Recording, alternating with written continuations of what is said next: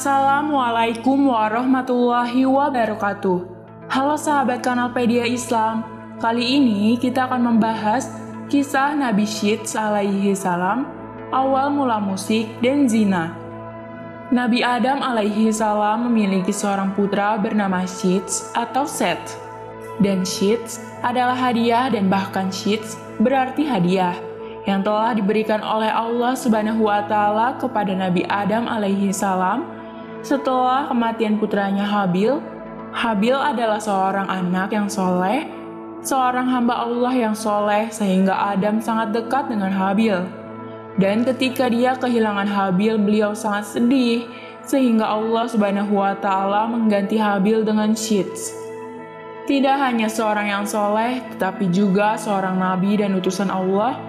Dan Nabi Adam menamakan Syits, yang berarti hadiah Allah Subhanahu wa Ta'ala. Anak Adam ini sangat dekat dengannya. Dia mematuhi perintah-perintahnya, dia belajar dari ayahnya, dia biasa mengingatkan saudara-saudaranya, keponakan-keponakannya, dan yang lainnya.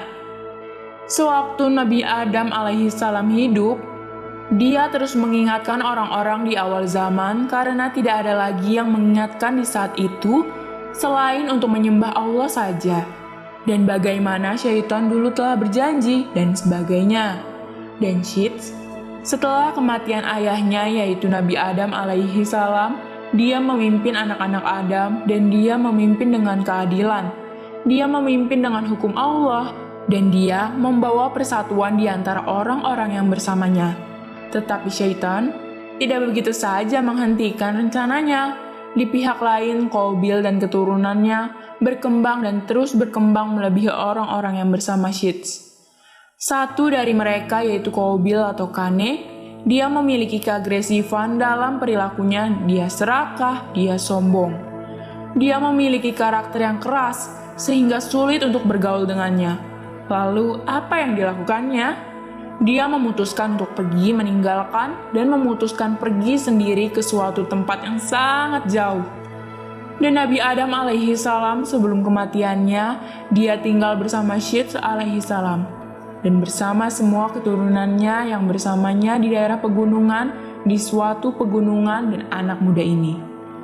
Qabil memutuskan untuk pergi ke lembah dan pergi ke dataran rendah di suatu tempat yang lebih jauh.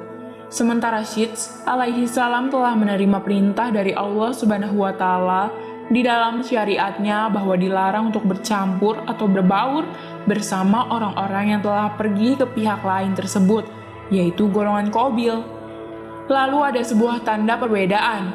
Pada pria dari pihak Qabil memiliki wajah yang jelek, sementara para wanitanya memiliki wajah yang cantik. Ketika datang ke tempat Syits alaihi salam, dan yang tersisa dari mereka, para pria di sana memiliki wajah yang tampan, sementara para wanitanya yang jelek. Berdasarkan riwayat, tentu kami tidak sedang mengarang-arang. Dikisahkan bahwa iblis, dia merubah dirinya dalam bentuk seorang lelaki muda layaknya seorang pencari kerja, dan dia pergi ke pandai besi yang biasa bekerja dengan logam, dan dia bekerja untuk pandai besi tersebut. Dan apa yang dilakukannya? Iblis menciptakan sebuah seruling, dan dengan seruling tersebut, dia keluar, dia memperkenalkan seruling itu ke semua orang. Perlahan dia membuat suara yang orang-orang belum pernah dengar sebelumnya, karena tidak ada suara yang orang-orang pernah dengar, karena itu adalah permulaan zaman kehidupan manusia. Dan kemudian dia menciptakan sebuah drum kecil, dan menabuhnya, dan semua orang menghampiri. Suara apa itu? Dan mereka menghampirinya dan menyaksikan, lalu dia meraih sebuah logam dan menabuhnya, lalu terbentuklah sebuah suara, dan mereka datang, lalu dia membuat seruling dan meniupnya, dan terbentuklah sebuah suara, dan mereka datang. Mereka tertarik. Wow, orang-orang ini pintar, mereka jauh lebih maju dari kita. Dan mereka pun begitu asyik menikmatinya, dan mereka perlahan mulai melupakan perintah-perintah Allah Subhanahu wa Ta'ala. Di pihak lain, Syits alaihi salam tetap istiqomah dalam mengingatkan umatnya, dan dia tetap memberitahukan umatnya mana yang benar dan mana yang salah dan lainnya. Dalam hal ini, kita temukan bahwa syaitan sedang mengajarkan mereka cara melakukan kejahatan, cara menciptakan kejahatan. Sehingga seruling pun dibuat dan suaranya sangat indah. Dikisahkan bahwa ketika dia membawa seruling kepada mereka, dia mulai memindahkan tubuhnya ke dalam seruling saat mereka mendengarkan alat musik. Semakin mereka mendengar, setiap bagian tubuh mereka bereaksi terhadapnya, lalu mereka pun mulai menari. Inilah cara mereka mengenalkan alat musik kepada dunia dan melalui alat musik dia menguasai mereka. Mereka benar-benar menyisihkan di satu hari dan malam minggu. Dan hebatnya, hingga hari ini terus berlangsung, mereka mengatur di malam itu di mana mereka akan membuat suara-suara tersebut, semua orang datang dan semua orang mendengarkannya, akhirnya semua orang benar-benar berpesta. Pesta dan mereka berpesta. Hingga datang waktu di mana sebagian pemuda dari pihak Syed alaihi salam dikunjungi syaitan, dan apa yang dilakukannya terhadap mereka? Beberapa tertarik, dia mendatangi dan dia membuat keraguan di dalam hati mereka. Dia membuat mereka bertanya-tanya. Syaitan membuat mereka mempertanyakan hukum Allah Subhanahu wa Ta'ala. Mengapa? Mengapa kita dilarang untuk berhubungan dengan sepupu kita ini? Dengan kerabat kita ini? Apa maksud hukumnya? Apa alasannya? Sebegitu burukkah mereka? Dikisahkan orang-orang yang berada di pegunungan, yaitu kaum Nabi Syed alaihi salam, mulai mendengarkan seruling ini. Beberapa orang lewat mendekat, dan mereka mendengarkan seruling. Mereka menyukai suaranya, dan mereka mendatangi arah suara karena mereka tidak mengetahui di mana mereka berada.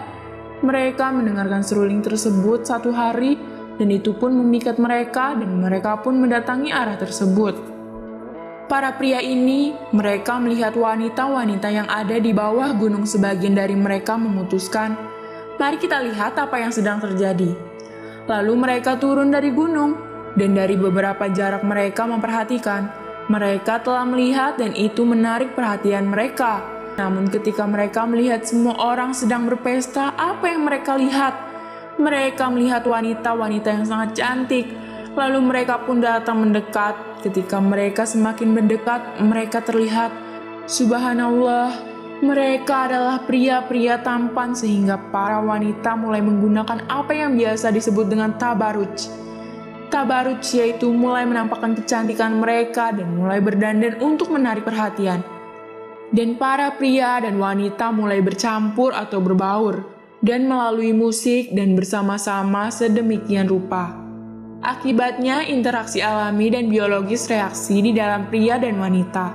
Dan syaitan memainkan perannya sehingga pergaulan bebas mulai terjadi tanpa batas.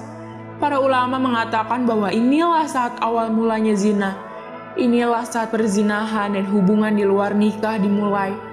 Perlahan tapi pasti dengan pengenalan dari awal seruling, dan musik yang mana disebut sebagai perayaan antara pertemuan pria dan wanita dan menari.